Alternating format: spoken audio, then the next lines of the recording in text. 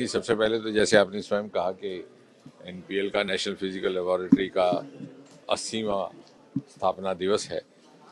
और सीएसआईआर की एक बड़ी प्रमुख लेबोरेटरी और प्रमुख इंस्टीट्यूट इस कारण भी है कि ये आरंभिक दिनों में जो 4-5 इस प्रकार के लेबोरेटरीज बनी थी, अब तो उनकी संख्या 37 होगी, उनमें से एक है। सीएसआईआर के प्रेसिडेंट प्रधानमंत्री हुआ करते हैं, आजकल प्रधानमंत्री मोदी जी हैं। और इस लैब की ये भी खासियत है कि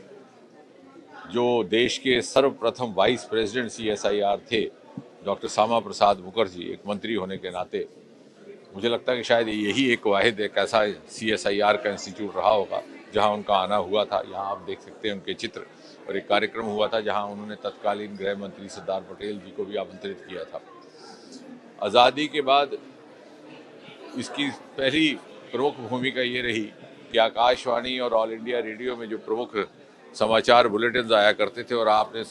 या आपके बुजुर्गों ने सुना होगा लड़कपन में जो टू टू की आवाज़ आती थी रात को 9 बजे के बुलेटिन से पहले और सुबह 8 बजे के बुलेटिन से पहले, जिसमें देश भर में नागरिक अपनी घड़ियां में लाया करते थे उस ज़माने में, उस आवाज़ का साधन सोर्स यही इंस्टीट्यूट है। यहाँ पर वो पहला एटॉमिक क्लॉक स्थापित किया गया था, और अब तो खैर वो बहुत श्रेष्ठ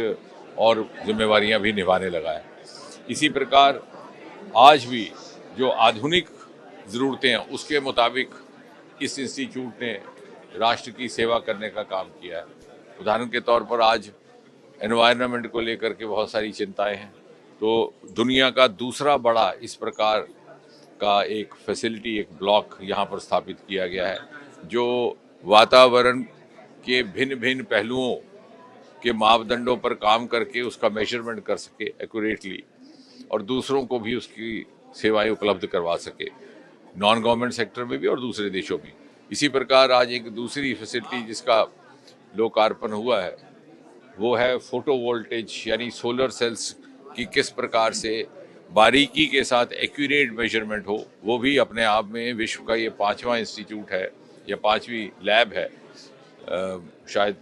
अमेरिका, जापान, जर्मनी और चीन के बाद। और उसका ये नतीजा हुआ कि आने समय में जब भारी मात्रा में सोलर एनर्जी का इस्तेमाल किया जाएगा, आपके हर प्रकार के यंत्र में सोलर सेल इस्तेमाल होगा, तो सोलर सेल की जो उसकी पावर, जो वैल्यू उसके ऊपर लिखित होती है, आप किस प्रकार ये मान लें कि बिल्कुल उतनी ही है, उसमें तनिक भर भी फ्रैक्शन तक का अंतर नहीं है, वो यहीं से सुनिश्चित करने का प्रावधान रहेगा।